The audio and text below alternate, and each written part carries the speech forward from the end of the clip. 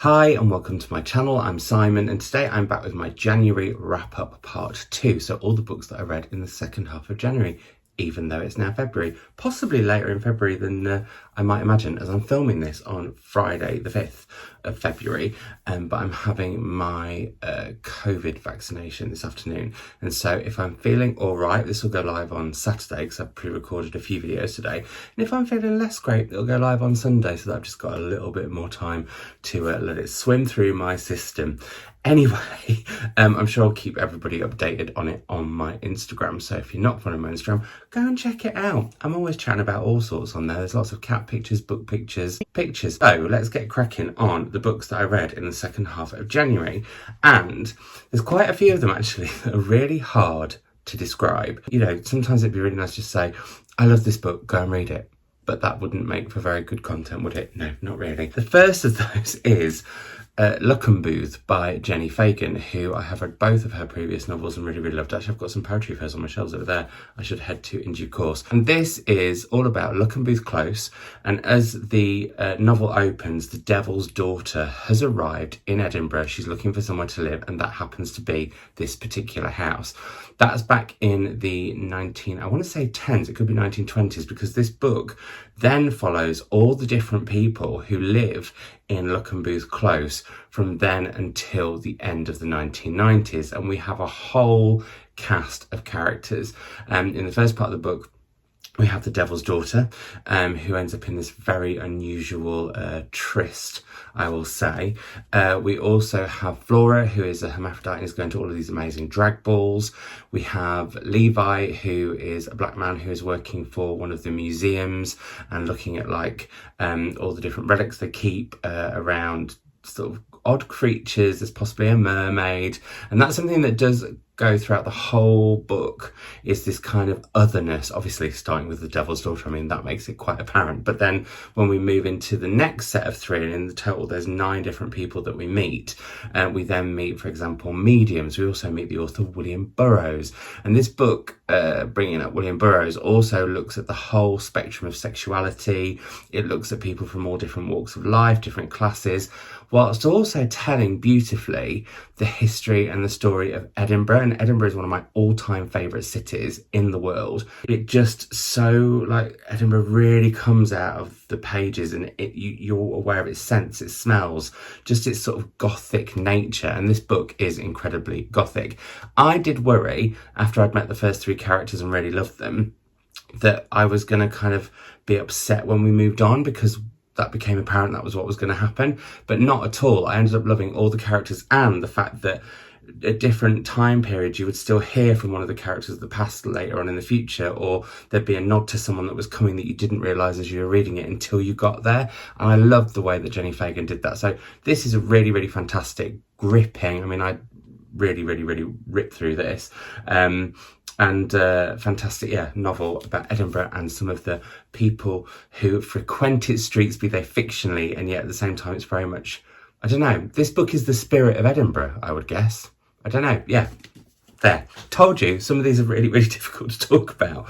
One that is not difficult to talk about, but I absolutely adored, and I listened to this on audio, is Somebody to Love by Alexandra Hemingsley. This is her memoir of, in lots of ways, her body throughout different decades of her life, really. And there's one point where she looks at when she goes on holiday, she goes to work abroad when she's younger, and the relationship that she has with the body there is really interesting. But really the focus of this book is about her fertility journey, in the fact that she had to have fertility treatment, which at one point they were concerned that she might not actually have the right fetus in her own body, which is quite a read. That's like the understatement of the year. Sorry if you see that, Alex. It's so brilliantly, honestly, rawly, beautifully written. I have to say the whole book is like whatever Alexandra's talking about. And then after she's had her child, her husband announces that they are transitioning,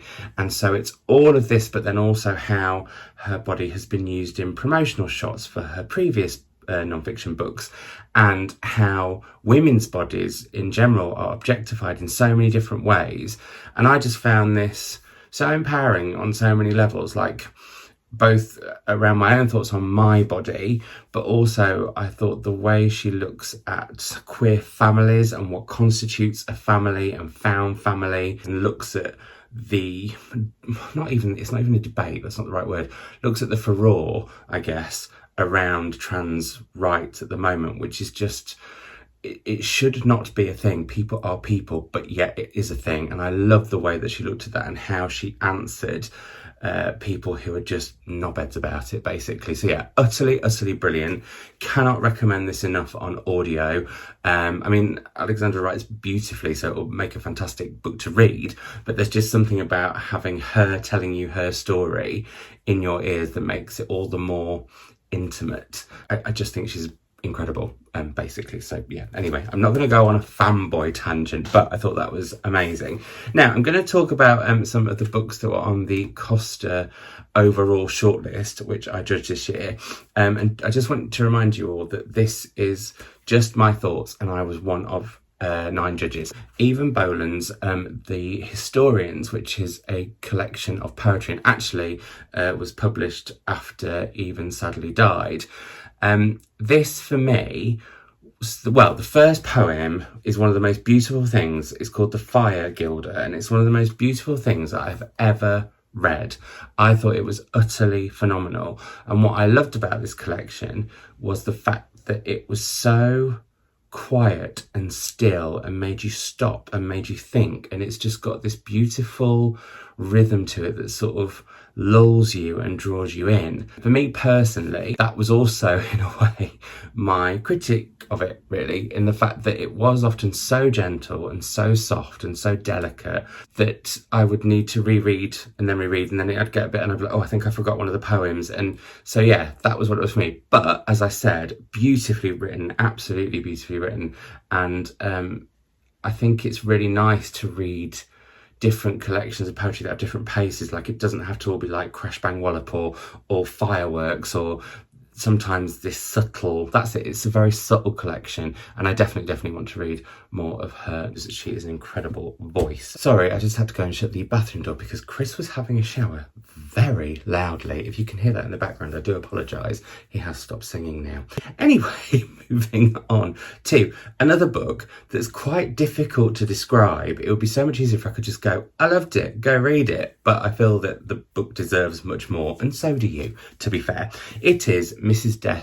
Death by Selena Godden, who is a poet that I really admire, and this is her first novel. And what a first novel. As you can tell from the title, it is about Mrs. Death, who is death. So this book does look at death, grief and mortality in quite a direct and up and close and personal way. I just want to put that out there.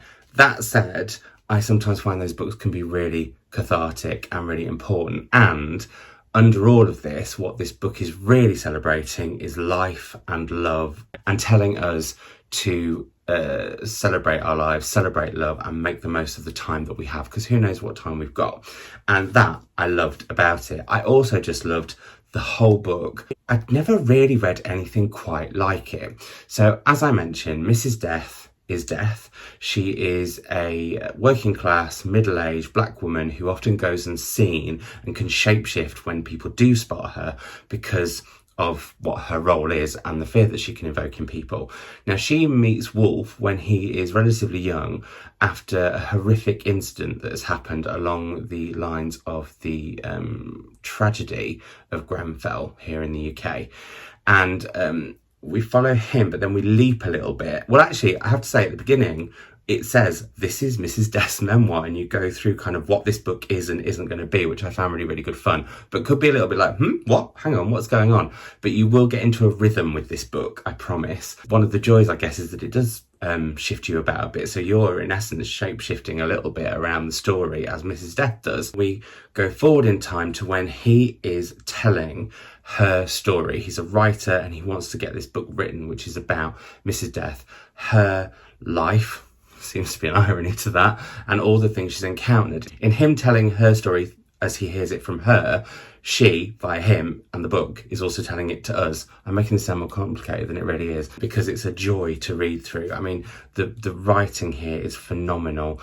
Some of it is written in poetry in various different forms. It can be the poems that we're used to, but also, you know, those ones that kind of have the slashes through and are quite condensed, giving that a different rhythm to it. We also visit various different people who death has met in the past. This book, actually, very like Look and Booth, is a celebration of the city in which it's set, which is London. And I have to say, I'm a bit like, ugh, with London books, partly because I lived there for years, so I just lived there, but also I do feel like it's always chosen. However, this deals with London in a really, really different way, and is such a celebration of it in a way that I've not seen before. It's just so hard to explain, to like put it into words. I chose to do a review of this for Frank magazine last month. I will link that down below so that you can go and check out what else I picked as recommended reads for February. Writing reviews used to be much harder than sitting and giving a review like this, which is why I switched from blogging to this. However, this is one of those rare books where writing a review and sort of putting all of your ideas together in that sort of much stricter form made it easier. I used to be really, really scared of death. And then I sort of say lucky enough to be with my gran as she died, holding her hand. And that made me a lot less scared of it. And this book, again, I don't know, I just found it added to those feelings that I have around death, and the fact that I know it's there, I know it's going to happen at some point, and I know sometimes it's quite nice to deny it, but sometimes we need to be reminded of it in order that we live more. Does that make sense? Anyway, suffice to say, I loved it. I will have put this into more coherent thoughts when I record my predictions for the Women's Prize 2021, because I'm really hoping that this is on the long list. I just thought it was amazing. The writing is so beautiful. Yeah, loved it. Talked about it for a long time because I loved it that much. Another book that was up for the Costa, and that is The Voyage of the Sparrowhawk by Natasha Farrant, a children's book category winner, and tells of Lottie and Ben who become friends after the war, when it's not that people's lives are going back to normal, but normality is returning in some form, but it's not for them. They're both quite lost in various different ways, and it's how they become friends and decide to go on an adventure together on a canal boat. I literally devoured this and read it, I think, in just like 3 sittings, and it really, really appealed to the childhood reading Simon part of my brain. It took me back to those stories of sort of, well, she's not necessarily that PC, but Enid Blyton, and all the books that I really, really loved, and all the adventures that I loved when I was younger myself. If you've got children in your life and you're looking for a book that will take them away on an adventure, which sort of has mild peril, but is also just an escapist, not dealing with too many of the issues in the world, because I've talked about this before, I do sometimes think that entertainment for kids has got a lot deeper and more. I know that they need to know about the world and society and some of the ills in it, but sometimes you just need escapism, and this is pure escapism. That's what I wanted to say about that. Now, onto a book that sadly I didn't really enjoy that much. I really like the writing, I like the idea of it, and there are a few moments in it that I enjoyed, but overall just wasn't really for me. And it's a bit sad because it's an author that I really, really love and have absolutely adored their previous 2 books. This is The Death of Francis Bacon by Max Porter, which in essence is a painter on their deathbed describing what's going on around them, but also the vision that they have for several portraits that they have either not even started or are unfinished. That's what I got from it. And partly I didn't get on with this because I'm not renowned for loving books about art, so that was one slight problem this book had instantly. But also it was so fragmented, which I normally really like I really like a vignette style book, so I thought I was going to just race for this and really, really enjoy it, but I just felt very bemused and very confused and disorientated, and part of me was thinking, well, is that the idea? But at the same time, I was like, no, I need something. And I never quite grasped what that something was.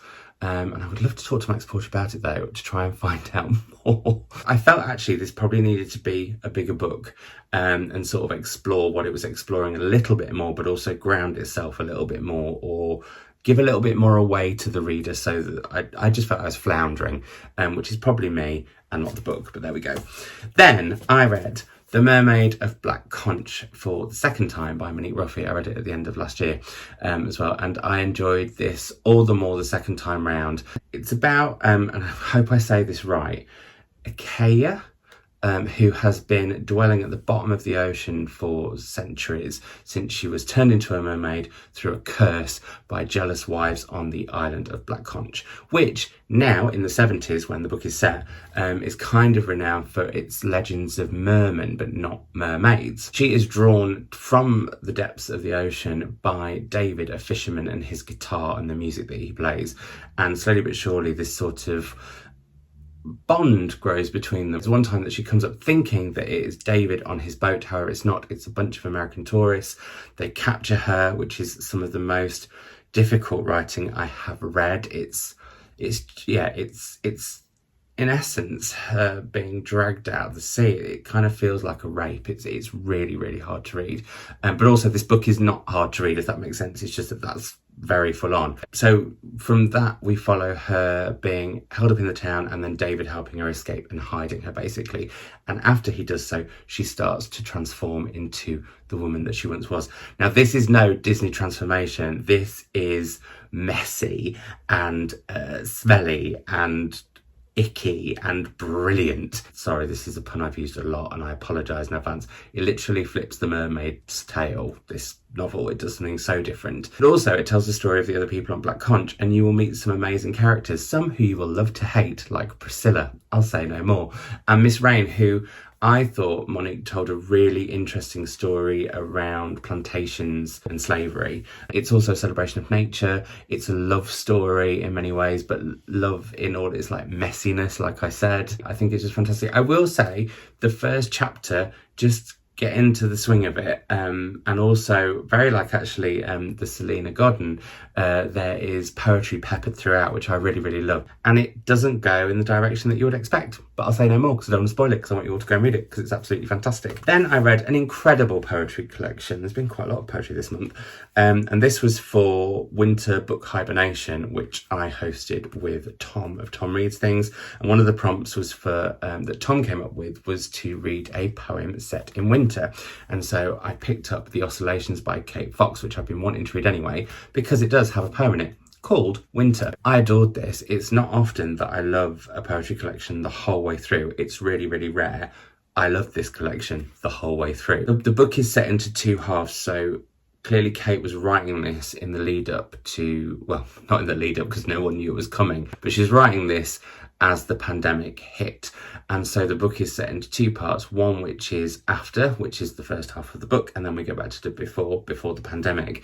Now, interestingly, both of them, very like Mrs. Death, deal with grief in certain ways, but this book, this collection does something that I haven't felt in a poetry collection often, and that is that it's a very raw collection about grief and the pandemic, which is almost too close to the bone, but never is.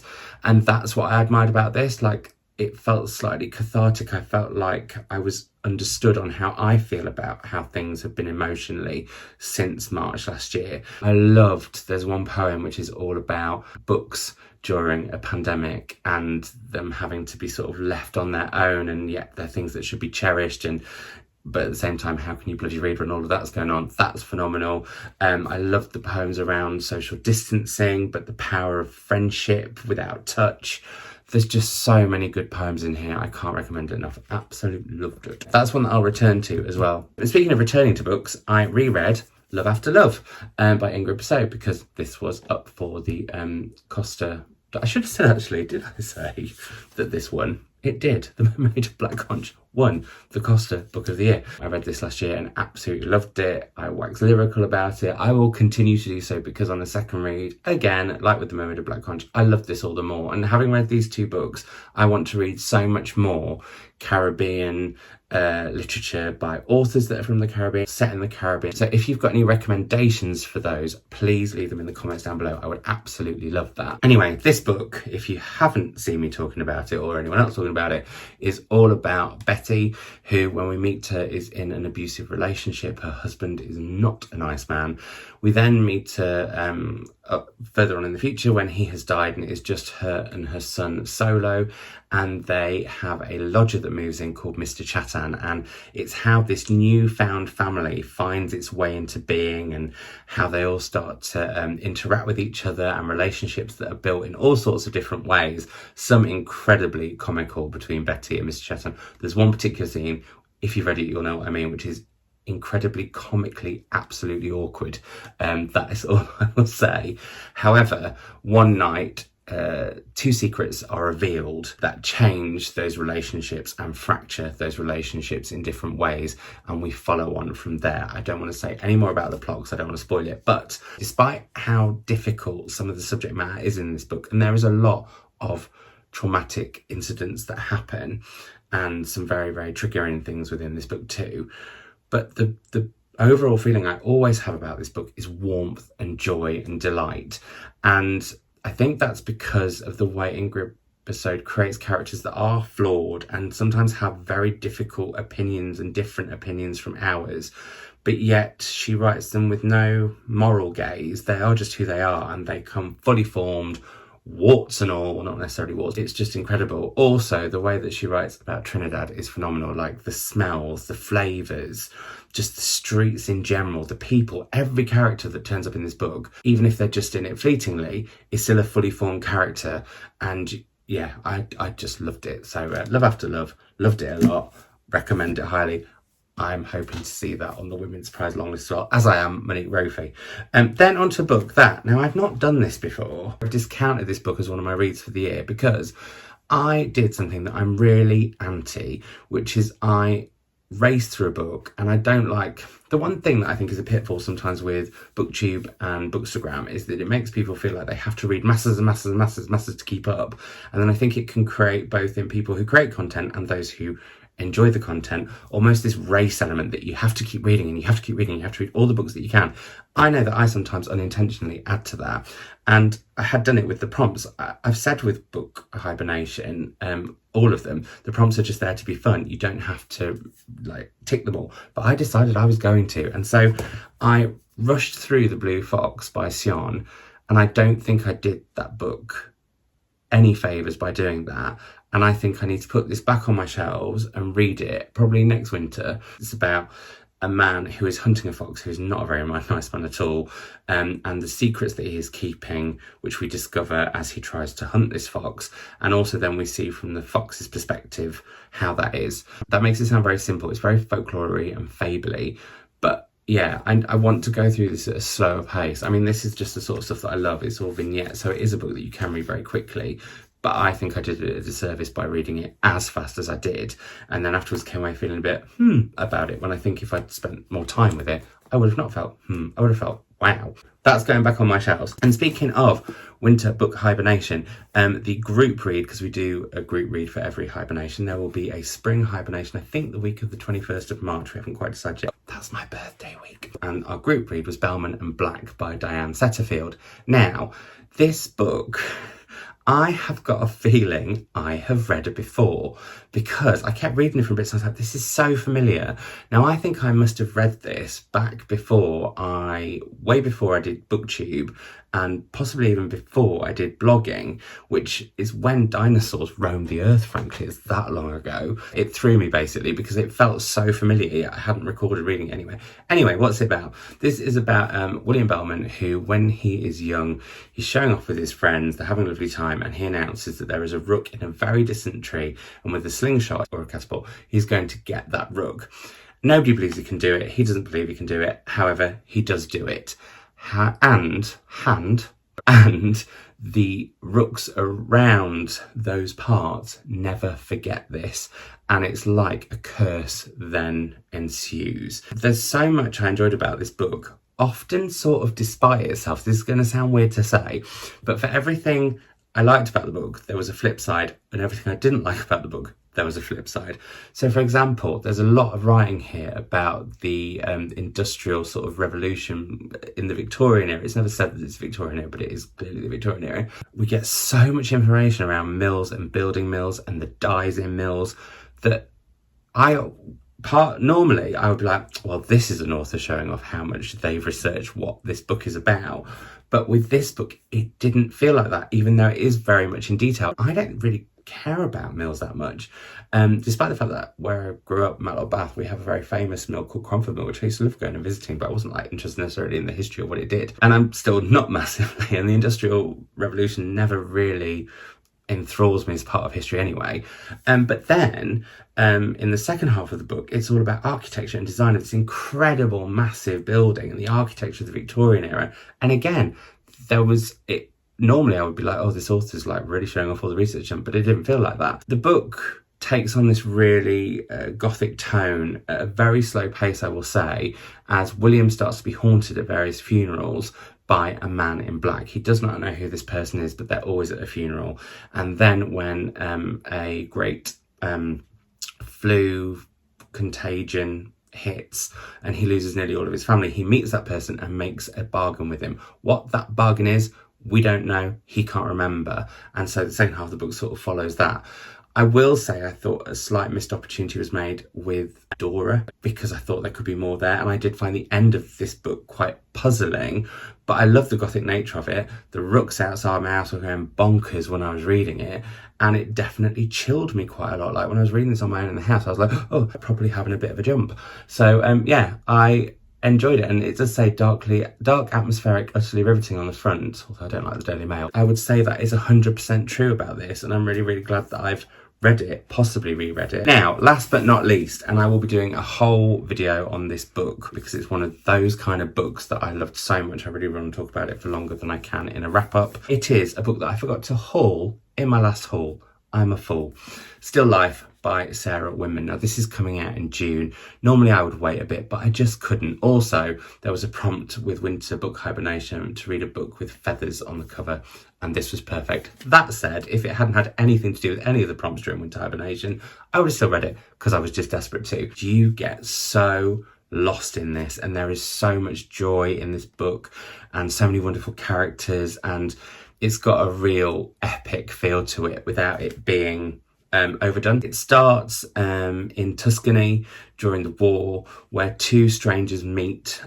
We have Evelyn, who has had sort of a tiff with a former lover and is sort of just getting a bit of space when she meets Officer Ulysses, and he takes her on an adventure to go and look at some art in a nearby church, and they're deciding whether they should take it or not. How do they keep it safe during what's going on?